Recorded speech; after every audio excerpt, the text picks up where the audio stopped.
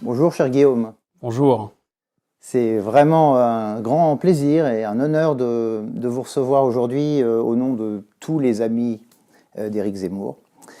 Nous sommes évidemment honorés mais aussi surpris un petit peu que quelqu'un qui se qualifie lui-même de gaulliste de gauche ait envie de répondre aux questions de soutien de cet homme public, de cet éditorialiste, de ce journaliste politique pendant 30 ans, qui maintenant est devenu au centre, est arrivé au centre de la vie politique française.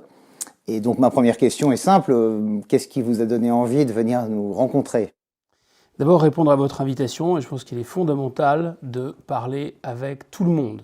C'est d'ailleurs peut-être ce qui manque aujourd'hui, avant tout, c'est qu'il n'y a plus d'espace commun. Les algorithmes, les systèmes d'information poussent au clivage. On ne se parle plus qu'entre gens qui sont d'accord entre eux. Et donc, voilà, il y a quelque chose qui rend le débat de plus en plus agressif. Et je dois dire que Éric Zemmour est quelqu'un qui ne mérite pas du tout sa réputation, non seulement d'homme clivant, de grands méchants loups idéologiques et médiatiques, parce que justement, et de plus en plus de Français s'en rendent compte tous les soirs, dans cette chaîne aussi où j'ai la chance d'officier, Éric Zemmour est plutôt quelqu'un qui aime le débat, le dialogue.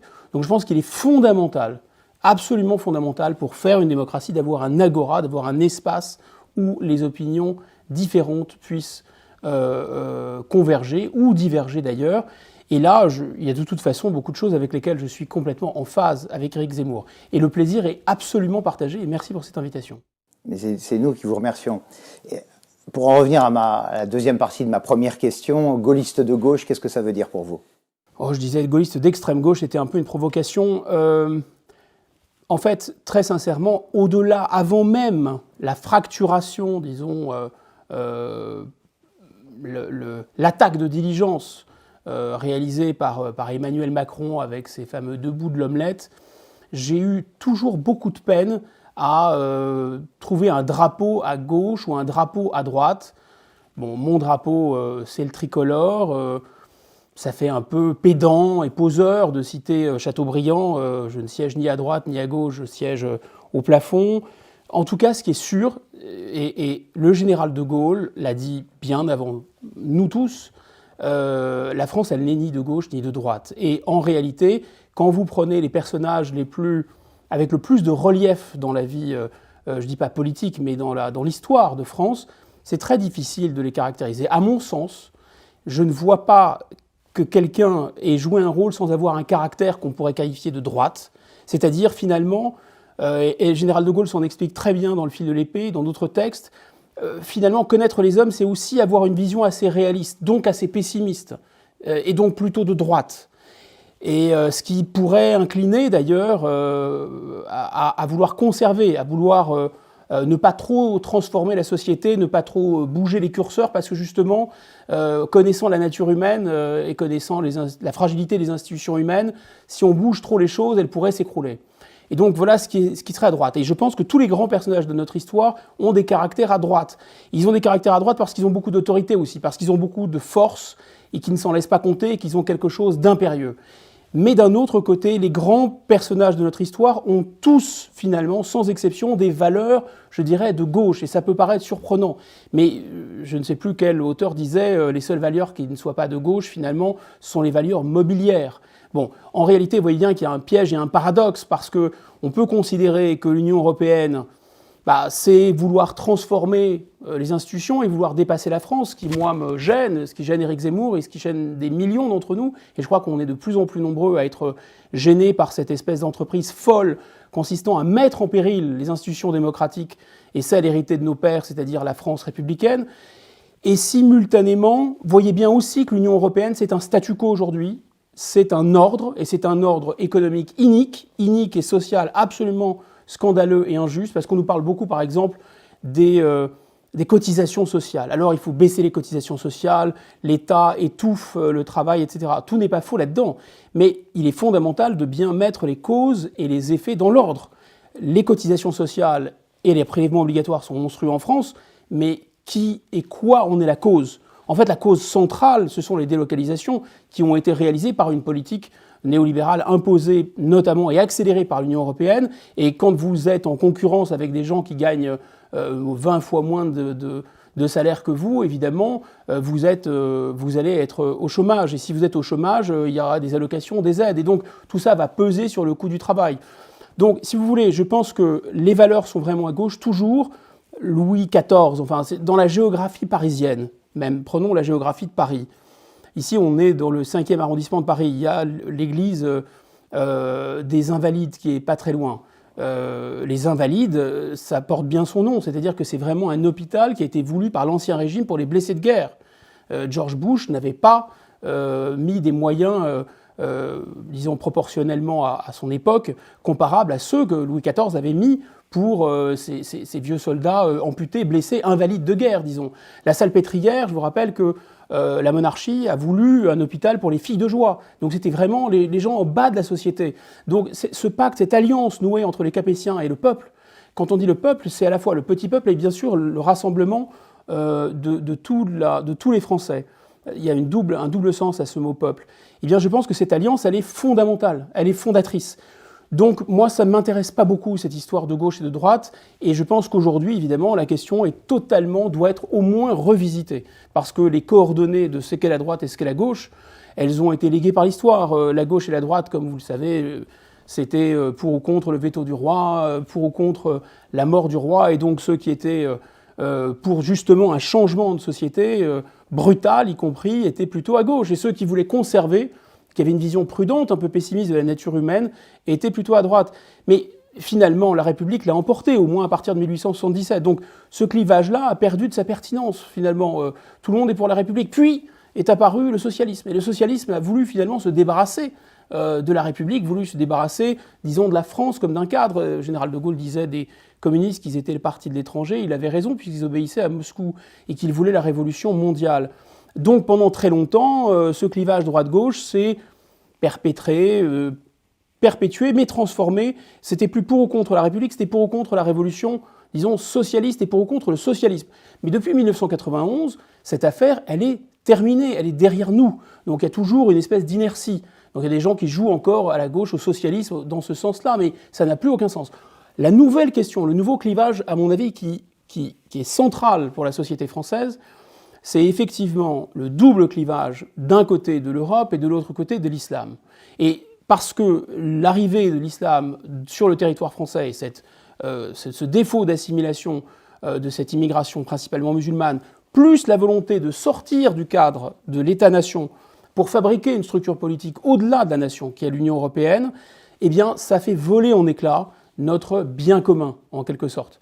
Et là, c'est le combat central. Le combat central, donc, droite-gauche, il doit être revisité à l'aune de ces deux dangers, l'Europe d'un côté, l'islamisation de l'autre. Bon, alors, pour reprendre... Pardon, la réponse était un peu longue. Non, très intéressante, au contraire. Et pour reprendre ce que vous dites sur le pessimisme et l'optimisme, au fond, vous répondez comme Éric Zemmour à la définition gramscienne du pessimisme de l'intelligence et de l'optimisme de la volonté, finalement. Exactement. On pourrait concilier les deux. Exactement. Et ce qui nous amène à votre livre, ce qui nous amène à ce livre de 2020 que vous avez titré « Populophobie ».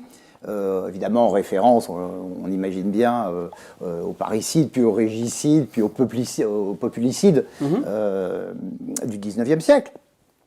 Et au populisme, d'ailleurs. Et donc au populisme d'aujourd'hui, absolument. Moi, j'y ai lu, en le consultant récemment, j'y ai lu quand même un appel au dégagisme. D'ailleurs, vous le sous-titrez ainsi. Il n'y a pas besoin d'aller très très loin dans les pages pour s'apercevoir que... Et alors évidemment, ça nous renvoie à deux choses. Ça nous renvoie au dégagisme d'Emmanuel Macron, qui en avait fait presque son slogan de campagne, et aussi au dégagisme de la France insoumise, qui Mélenchon lui-même avait utilisé ce terme. Vous ne l'utilisez pas, mais enfin... On voit bien que, et puis vous aviez écrit des livres avant sur la trahison des clercs, enfin des élites, des chefs, oui, qui étaient en fait, Banda, voilà. Ouais. Bon, alors, en quoi votre dégagisme à vous est-il différent des deux autres ? C'est une bonne question. D'abord, le dégagisme d'Emmanuel Macron, il est purement déclamatoire. Il est totalement verbal parce que voilà, on est vraiment dans le guépard de Visconti. Il faut que tout change pour que rien ne change. Donc on va changer les visages, on ne va pas changer de politique, on va changer de politiciens, on va prendre des nouvelles têtes, et puis on va garder les fondamentaux, c'est-à-dire vraiment les trois blocs qui sont d'un côté ce qu'ils appellent, là il faut faire très attention aussi avec les termes qu'on utilise, l'état de droit. En fait, personne ne peut vraiment être contre l'état de droit, c'est bien pour ça qu'il faut mettre des guillemets, mais en fait, ce qu'ils appellent l'état de droit, bien sûr, c'est le gouvernement des juges. Et donc, voilà, Emmanuel Macron est pour ça. Emmanuel Macron est pour l'approfondissement, non seulement préserver l'Union européenne telle qu'elle fonctionne, ou qu'elle dysfonctionne plutôt aujourd'hui, mais même aller plus loin. Et bien sûr, Emmanuel Macron est totalement d'accord avec le paradigme, disons, de la globalisation, du libre-échange, qui doit être compris de manière très large. Le libre-échange, c'est le libre-échange, la libre circulation des capitaux, sans entrave. Enrichissez-vous, c'est pas jouissez sans entrave, c'est faites du pognon sans entrave. Mais c'est aussi la libre circulation des biens et des services, ça, c'est ce que les traités européens nous imposent, comme la libre circulation des capitaux d'ailleurs. Mais il y a une troisième libre circulation, c'est bien sûr la libre circulation du travail, de la main-d'œuvre, et au-delà, finalement, des cultures. Donc il y a l'idée quand même d'une sorte de paradigme de la globalisation. Donc ça, si vous voulez, ces trois blocs, Emmanuel Macron les a plus que ratifiés. Il a dit, moi je vais aller encore plus loin. La différence entre Emmanuel Macron, François Hollande, Nicolas Sarkozy et pratiquement tous ses prédécesseurs depuis François Mitterrand, c'est simplement que lui dit, mais écoutez, moi je vais simplement aller plus loin que vous. Voilà. En réalité, il n'a pas du tout l'intention de stopper la politique qui a été mise en œuvre, le cap qui a été le GPS politique de la France depuis 1982, depuis la politique de rigueur qui a été d'ailleurs alignée, qui était un préalable à l'approfondissement de l'Union européenne et donc de la globalisation. Il n'a pas l'intention de changer ce cap du tout. Il a gardé le cap, mais simplement il dit « moi je vais aller encore plus loin et puis pour satisfaire à une demande de dégagisme, on va changer les têtes ». Bon. Deuxièmement, vous avez le dégagisme de Mélenchon. Ce dégagisme de Mélenchon, est-ce qu'on peut davantage le prendre au sérieux ? C'est difficile à dire. Je pense qu'il y a chez Mélenchon sans doute une envie d'en finir avec la globalisation financière. On peut lui faire crédit de ça. Il n'est pas favorable, disons, et je ne pense pas que ce soit une manœuvre de sa part. Mais comme il veut par ailleurs la globalisation, il veut l'Union européenne, il veut la libre circulation des travailleurs, etc. En fait, il veut le beurre sans l'argent du beurre, mais ça, c'est pas possible. Donc en réalité, il veut la globalisation culturelle, mais il ne veut pas les implications économiques de la globalisation et politiques de la globalisation. Donc on peut dire que son dégagisme, c'est un demi-dégagisme. En réalité, il joue en faveur du statu quo. Il est face à ses propres contradictions, en fait. Oui. Liberté de circulation des hommes, mais pas son pendant. Et pour vous répondre très rapidement, je pense que mon dégagisme, c'est vraiment d'attaquer simultanément les trois totems, de les abattre, les trois, en fait. C'est-à-dire l'état de droit, la globalisation comme horizon indépassable, disons, avec ces trois dimensions, et aussi, bien sûr, l'Union européenne. Donc vous pensez, comme Éric Zemmour, que l'état de droit, finalement, est l'ennemi de la démocratie ? D'une certaine façon. Oui, et le général de Gaulle l'a dit bien avant nous, la seule Cour suprême en France, c'est le peuple. Oui, bien sûr. C'est vraiment la philosophie des institutions de la Ve République, mais au-delà, ça fait référence directement au gouvernement des juges, à l'épisode de la Fronde, etc. Enfin, à quelque chose qui nous renvoie directement, effectivement, à la Révolution française, à l'interdiction qui avait été faite aux juges d'être autre chose que, suivant la célèbre expression, les bouches de la loi, et la loi étant l'expression de la volonté générale. Mais en fait, cette affaire, on ne la comprend absolument pas, et je pense qu'il faut la mettre en regard de la question migratoire en général, et puis de toute cette espèce de gêne, en réalité, autour des questions de race, de migration, d'islam, etc. Pourquoi ? Parce qu'en fait, l'idée de l'état de droit, c'est l'idée de mettre sous cloche le système judiciaire, parce qu'il pourrait y avoir un emballement assez rapide. Mais on voit cette mise sous cloche du référendum aussi, c'est-à-dire que on est complètement dans le processus de l'Union européenne, soit un processus, à mon avis, d'alcooliques anonymes, de gens qui ont peur de vider les bouteilles, et donc parce qu'ils font référence dans leur esprit au peuple qui a fauté en portant au pouvoir le fascisme, le nazisme, etc. Donc pour éviter que ça recommence, pour éviter de renouer avec les heures les plus sombres, il faut neutraliser le pouvoir populaire. Parce que le pouvoir populaire, disent-ils, ça peut mal tourner. Et on est vraiment... Donc soit ça provoque des guerres, c'est l'histoire de l'Europe, soit évidemment il va y avoir la populace qui va demander le rétablissement de la peine de mort, la tête des gens, etc. Et donc on va rentrer dans la démagogie, soit on va mettre à bas, disons, les institutions européennes. Oui, c'est oublier que le pouvoir des juges aussi peut très mal tourner. La monarchie en a fait amèrement les frais en 1789. On sait que ce sont les juges, finalement, les parlements d'ancien régime qui ont abattu. Bien sûr. Et ce qui est étonnant, millénaire. Et c'est un des aspects que je développe dans ce livre, c'était un véritable refoulement du rôle absolument délétère joué par les classes dirigeantes en France. Là aussi, il faut se méfier des termes. Élite, c'est plutôt un terme positif. Je crois qu'une société ne peut pas se passer d'élite. Et ce que je conteste, c'est que ce qu'on nous vend comme étant des élites ne sont plus des élites. Mais c'est en cela que c'est pas un dégagisme. Alors, oui aussi, par rapport au dégagisme de Mélenchon, l'idée de Mélenchon, c'est qu'on pourrait se passer aussi de classe dirigeante ou d'élite. Je ne pense pas. Je pense qu'il faut renouveler profondément la classe dirigeante française, comme ça s'est fait en 1958. Quand le général de Gaulle est arrivé aux affaires, il a remplacé, disons, les avocats, les médecins qui venaient de province, qui étaient élus, dont Mitterrand était d'ailleurs un des derniers spécimens, on pourrait dire, de la 4e République. C'était les mêmes que la 3e République. Ces gens, en fait, en 1870, 1900, 1914, ont été absolument brillants, lumineux. Ils y croyaient, ils avaient des convictions, beaucoup d'énergie. Ils ont créé les lois sur la laïcité, ils ont créé l'école obligatoire, ils ont créé l'armée qui a tenu bon à Verdun. Et ils avaient la République chevillée au corps, ils étaient très patriotes. Et puis ces gens-là, après la guerre de 14-18, sont devenus calamiteux. Leurs idées se sont ossifiées, il n'y a plus disons, de mobilité sociale, comme on dirait aujourd'hui. Il y a une calcification de la classe dirigeante avec des idées saugrenues, débiles, qu'il était interdit de contester, à commencer par la ligne Maginot, à commencer par le renforcement du pouvoir exécutif, puisque le parlementarisme était, enfin, pas le parlementarisme au sens anglais, mais disons la démocratie pour eux, ou la République, c'était forcément synonyme du pouvoir parlementaire et qu'il était interdit d'avoir un exécutif fort. Et alors l'idée d'un exécutif élu au suffrage universel, c'était Roscoe référendum, c'était le retour de la monarchie pour eux. Donc il a fallu les violer, le général de Gaulle les a violés, il n'a pas réussi en 1945, il a réussi finalement en 1958 et il a profondément renouvelé l'âge des dirigeants, la catégorie sociale des dirigeants. Il a remplacé, disons, ces professions libérales de province, il les a remplacées par des énarques ou par des hauts fonctionnaires qu'il affectionnait particulièrement, et il les a remplacés par des gens qui à nouveau avaient de l'énergie, qui à nouveau avaient des convictions, et qui avaient des idées nouvelles. Et ce sont eux qui ont lancé la France contemporaine sur les fonds baptismaux, et qui ont fait la France du TGV, la France de l'énergie nucléaire, aussi d'ailleurs, il faut le dire, la France malheureusement des ronds-points et d'horribles supermarchés, donc il n'y a pas eu que du positif.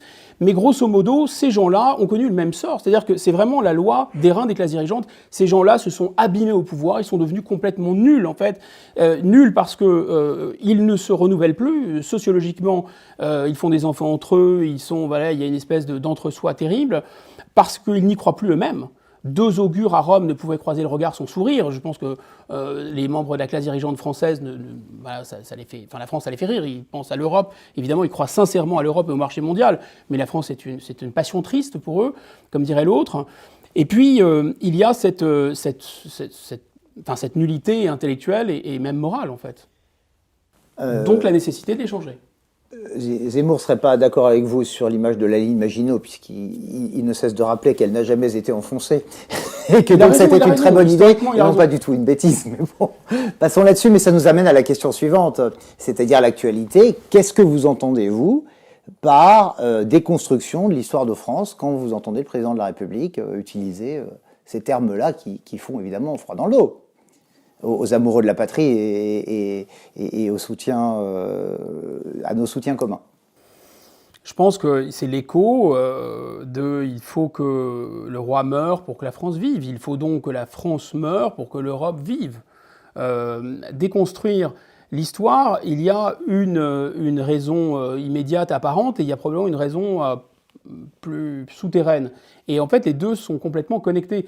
C'est-à-dire que l'idée, c'est... contrairement d'ailleurs à toutes les lois historiques et ce qu'on peut observer des immigrations réussies, ce serait donc au peuple d'accueil, au peuple indigène, d'adapter, de transformer son histoire, de s'adapter pour que notre histoire devienne acceptable pour les nouveaux venus.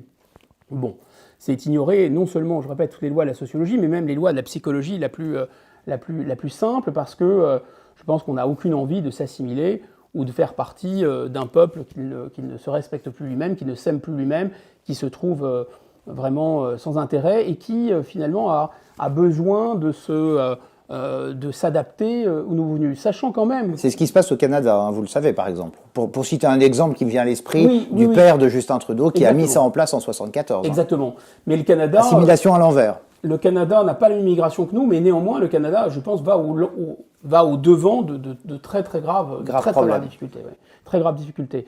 En fait, pour le dire d'ailleurs de manière peut-être un peu simpliste, la politique, depuis l'invention du concept par les Grecs, on avait fait de la politique avant de la conceptualiser, mais la philosophie grecque a vraiment eu cette idée, cette intuition forte que la politique, c'est une affaire extrêmement grave, parce que faire vivre ensemble sur un territoire, avec des institutions, mettre d'accord, disons, un groupe humain, que ce soit à l'échelle d'une cité, d'un empire ou d'une nation, faire en sorte qu'on puisse décider ensemble qui dirige, que diriger, que décider et qui dirige, et comment diriger, sans faire couler le sang, c'est extrêmement difficile. Et c'est pas quelque chose, et là on revient sur un peu le pessimisme de la nature humaine, c'est quelque chose qui à chaque génération doit être non seulement consolidé, voire réinventé, voire reconfirmé, qui nécessite donc besoin d'une transmission culturelle. En fait, l'être humain a doublé son code génétique par un code culturel, et la façon dont nous, les êtres humains, on a de fonctionner, et la façon dont on a de créer des institutions et de vivre ensemble,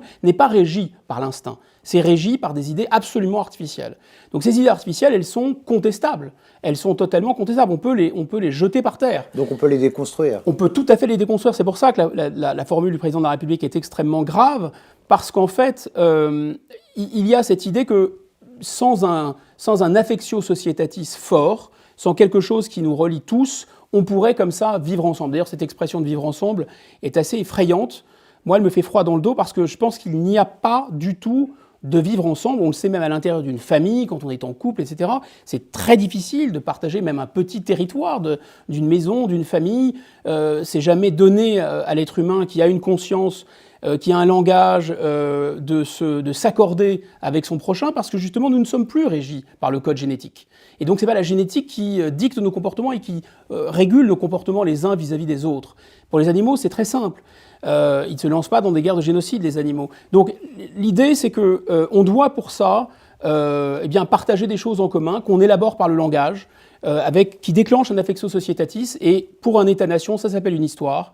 Et donc déconstruire l'histoire, ça signifie qu'on n'a aucun égard pour ça. Et donc les deux raisons, c'est pour faire de la place, disons, aux immigrés, dont on se dit que, puisqu'on dit par là même aussi que la colonisation était un crime contre l'humanité, donc le reste vient finalement. Si c'était un crime contre l'humanité et que les gens qu'on accueille sur notre sol, ou leurs parents ou leurs grands-parents ont été victimes de crimes contre l'humanité perpétrés par nous, il faut donc que nous nous excusions d'être ce que nous sommes et que nous transformions complètement notre histoire. Et la deuxième raison, je pense que c'est l'idée que si les Français sont trop fiers d'être Français, ils n'accepteront pas de faire l'Europe.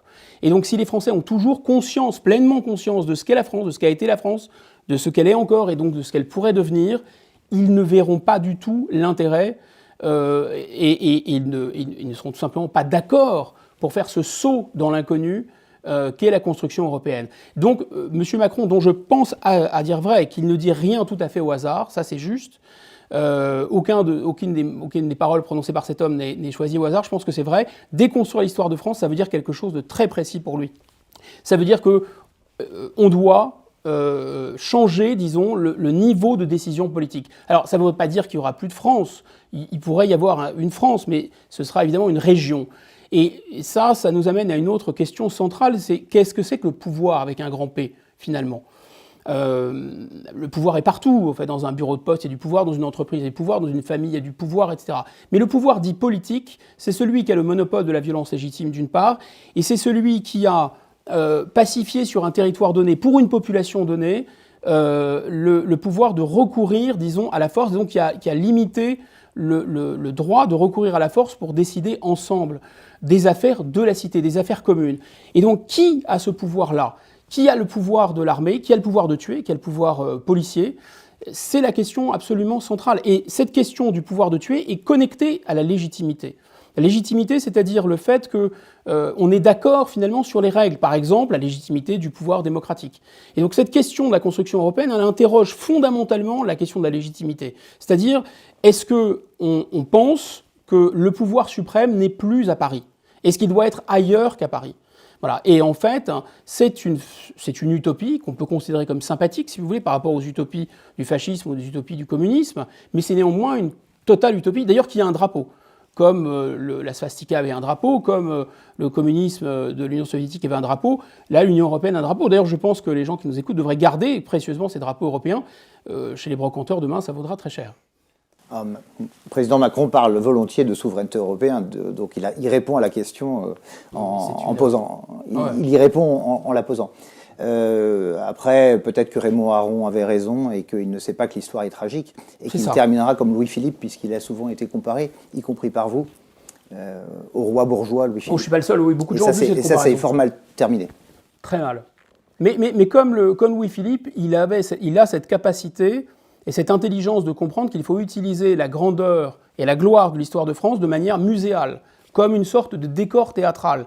C'est un moyen à la fois de neutraliser ce récit qui sinon est hautement, disons, radioactif au plan politique. Donc il le neutralise et en même temps il s'en glorifie lui-même, ce qu'il a fait à plusieurs reprises. Donc il est plus malin que ça. Il ne dit pas il faut jeter l'histoire de France aux orties, il dit il faut la neutraliser en quelque sorte. Il faut en faire un décor. Oui, il n'hésite même pas à dire d'ailleurs que par exemple le maréchal Pétain, puisque vous aimez ce sujet, était un des grands soldats de la Première Guerre mondiale. Et ce qui nous amène à une deuxième question. Oui, ce qui est douteux. Enfin. Ce qui nous amène à une deuxième question plus actuelle, c'est celle des généraux. La tribune de nos généraux, qui ne se revendiquent pas du maréchal Pétain, ni même du fameux carteron de généraux en retraite, mais qu'on assimile à ces généraux de 61, avec des volontés putschistes, en quelques phrases assez rapidement, parce que moi ça me paraît plutôt être un épiphénomène. Ouais. Qu'est-ce que vous en avez retenu ? Il y a l'apparence et la réalité. L'apparence, c'est une concordance de date effectivement assez fâcheuse dans la date de publication de la Tribune par Valeurs Actuelles, que j'aime bien d'ailleurs, je chronique chez eux. Mais enfin, je pense que ce n'est pas très heureux et sans doute pas fait exprès. Deuxièmement, il y a des phrases qui sont très malheureuses et un ami officier a résumé un peu la situation. Il m'a dit, écoute, je connais bien ces généraux et beaucoup d'officiers qui ont signé, ce ne sont pas les couteaux les plus affûtés du tiroir. Donc bon, ils disent des choses très vraies, mais enfin, il y a des phrases qui sont pas, disons, un peu ambiguës. Mais ça, c'est vraiment l'apparence. En réalité, la réaction des autorités politiques est très intéressante, parce que ça veut dire qu'ils ont davantage peur de la révélation du poteau rose, en quelque sorte, que du poteau rose lui-même. Que du poteau rose lui-même, exactement. Or, évidemment, ce qui est quand même très significatif, c'est le poteau rose. Ce qui est encore plus significatif, c'est, je crois, 48% des Français qui seraient d'accord pour que l'armée, ce qui n'est pas bien sûr du tout dit dans ce texte, s'auto-saisisse en quelque sorte et aille rétablir l'ordre de son propre chef, ce qui est complètement évidemment fantaisiste. Vous savez que 49% des Français dans le dernier sondage IFOP le souhaitent. Oui, c'est ça, je faisais allusion à ça, c'est 49%, je pensais 48%, 49. Enfin, encore plus, 49, 48, peu importe, il y a quasiment un Français sur deux qui est d'accord pour que les généraux agissent de leur propre initiative. Donc c'est ça qui est politiquement très significatif. Et donc on peut dire que c'est une double mise en abîme, c'est-à-dire qu'ils n'ont pas peur en apparence de ce que disent ces généraux, mais ils ont peur du fait que les généraux le disent, mais en plus ils devraient être terrifiés à l'idée qu'un Français sur deux est plus que d'accord, va au-delà même de ce que proposent ces généraux. Moi, je serais à leur place, je serais littéralement tétanisé. Donc ils regardent le doigt au lieu de regarder la lune, pour reprendre la fameuse oui, ou peut-être même là, allégorie. Pour le coup, une comète ou un objet céleste qui se dirige à très grande vitesse sur la Terre pour la percuter. Oui. Enfin, sur leur Terre ou sur leur univers pour le percuter. Quelle perspective, Guillaume Bigot, pour l'élection présidentielle de l'an prochain, celle que vous souhaitez dans un premier temps et puis celle que vous entrevoyez dans un deuxième? Ce que je souhaite, c'est qu'on sorte d'une impasse qui est facile à décrire, c'est qu'il y a un personnage qui est plutôt d'un bon niveau, mais qui a un programme absolument exécrable, qui s'appelle Emmanuel Macron, et on a quelqu'un qui a un programme dans lequel je pense beaucoup pourraient se reconnaître, mais qui n'est pas du tout quelqu'un d'enthousiasmant ou d'enthousiasmante, puisqu'il s'agit d'une femme que tout le monde aura reconnue. Donc en fait, en politique, il y a, comme en informatique, on peut dire du hardware et du software. Il y a les logiciels, les programmes, les idées, et ça compte malgré tout, c'est même très important, mais il y a aussi besoin d'une incarnation, ce qu'on appelle le hardware, quelqu'un pour les porter. Et on est dans une situation vraiment très étrange, très curieuse, quand on partage en plus des convictions dites souverainistes, ce qui est mon cas depuis quasi toujours, on constate que plus, d'une certaine façon, le programme souverainiste séduit, plus son audience est large, et moins il trouve d'incarnation. Lorsque 30%, 40% des gens se reconnaissaient, c'est déjà beaucoup dans ces idées, on avait de grandes figures comme Philippe Séguin, comme Charles Pasqua, comme Jean-Pierre Chevènement. Et aujourd'hui, alors que 70, peut-être plus encore, du corps électoral seraient d'accord autour d'une sorte de noyau dur. Alors, il y a des gens qui veulent quitter l'Union européenne, il y a des gens qui veulent dire simplement casser un peu la vaisselle à Bruxelles. Il y a des gens qui veulent, disons, à minima stopper les flux migratoires. Il y a des gens qui veulent imposer une politique d'assimilation forcée. Bref, il y a des nuances, mais grosso modo, il y a un accord et 2 Français sur 3 se reconnaissent dans un programme, disons, où la France renouerait avec son histoire, avec sa trajectoire historique finalement. Il y a vraiment un accord très large pour ça, il y a un besoin qui est un besoin d'autorité, qui est un besoin de patriotisme, et qui est un besoin de justice, qui est une justice pénale, mais qui est aussi une justice économique. Et en fait, il y a pour l'instant personne pour incarner cet espoir, tout simplement parce que le parti qui a capté et qui a fait une sorte d'OPA sur la colère des Français est un parti dont on pourrait considérer qu'il est un peu sociologiquement auto-limité. Sociologiquement auto-limité, je dis ça sans aucun racisme social, je viens d'un milieu très prolo, comme on dit, très, très simple, j'ai beaucoup d'affection et je me reconnais même dans la France des petits, des sans grades, c'est pas le sujet, simplement il y a une expression de cette colère qui est une expression qui n'est pas suffisamment articulée, qui n'est pas suffisamment convaincante, parce que pour 2 raisons, elle n'est peut-être pas assez, on va dire, intellectuelle, et peut-être pas à niveau culturellement, mais d'un autre côté, elle est surtout négative. C'est-à-dire que le discours souverainiste porté par Marine Le Pen, citons-la, il est un discours en contre, en creux. Il est un discours consistant à dire « ce que nous proposent les autres, ce n'est pas bien ». Ça, je pense qu'il y a un accord très large là-dessus, mais ce qu'attendent les Français, c'est de savoir ce qu'on va faire, ou ce qu'on peut faire, ou ce qu'on doit faire. Et donc un candidat comme Éric Zemmour pourrait réconcilier la bourgeoisie patriotique et le peuple dans un programme plus enthousiasmant ? C'est difficile à dire à ce stade, il faudrait qu'il soit déjà candidat, mais en tout cas, il cocherait à plusieurs cases intéressantes. La première, c'est que personne ne peut contester l'intelligence, la culture historique, je dirais la capacité, disons, la volonté, la capacité à prolonger l'histoire de France. Ça, c'est quelque chose d'absolument fondamental. Il y a une profondeur historique, il y a une épaisseur historique de la réflexion intellectuelle chez Éric Zemmour qui est aussi capable de changer de sujet. Pour que ça fonctionne, il faudrait évidemment qu'il ne tombe pas finalement dans ce qu'on pourrait reprocher à Marine Le Pen, c'est-à-dire de paraître isolé, sans avoir une équipe et sans réunir des tas de gens d'horizons différents autour de lui, ce que n'arrive pas à faire Marine Le Pen. Et effectivement, le niveau intellectuel d'Éric Zemmour pourrait débloquer cette affaire. Et deuxièmement, il y a la question du clivage, c'est-à-dire que le paradoxe, c'est qu'il a effectivement virtuellement une capacité, une potentialité à élargir l'audience sur un plan sociologique et même sur le plan de la capacité d'entraînement et de conviction.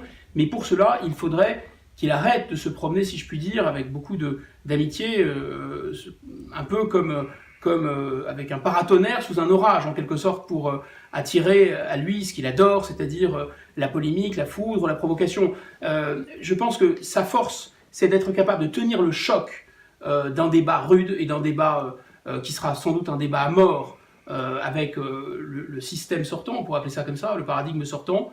Je pense qu'il a tout à fait la combativité et le niveau pour tenir ce choc-là, mais il y a un autre exercice qui consiste non pas à arrondir les angles, non pas à mettre son drapeau dans la poche, mais simplement à paraître comme un fédérateur ou un rassembleur, comme quelqu'un qui arrive à être le plus petit commun dénominateur de tous les Français.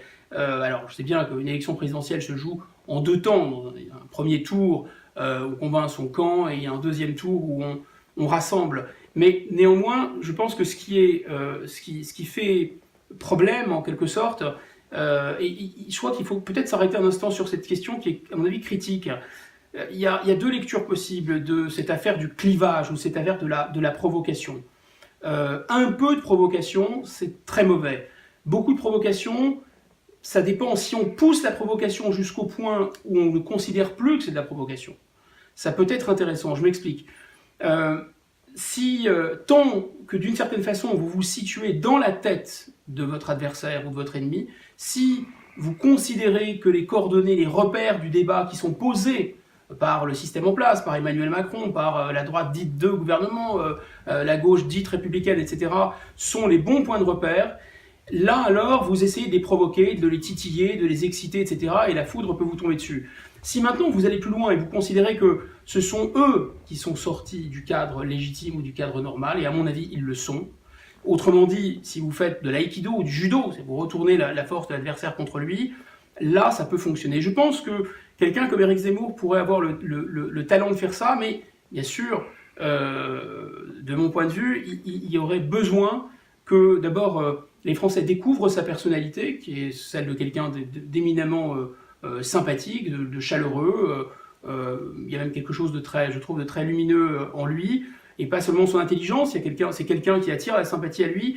Et le deuxième facteur essentiel, c'est, je crois, vraiment faire le deuil et rompre complètement avec ce goût de la polémique et je dirais du combat un peu provocateur, d'aller essayer de piquer le taureau. De toute façon, dans une élection présidentielle, le taureau, il va charger. Merci 1000 fois Guillaume Merci. Bigot pour ce long entretien qui sera donc visible sur le site des amis d'EricZemmour.fr très prochainement. Merci de votre amitié et à très bientôt.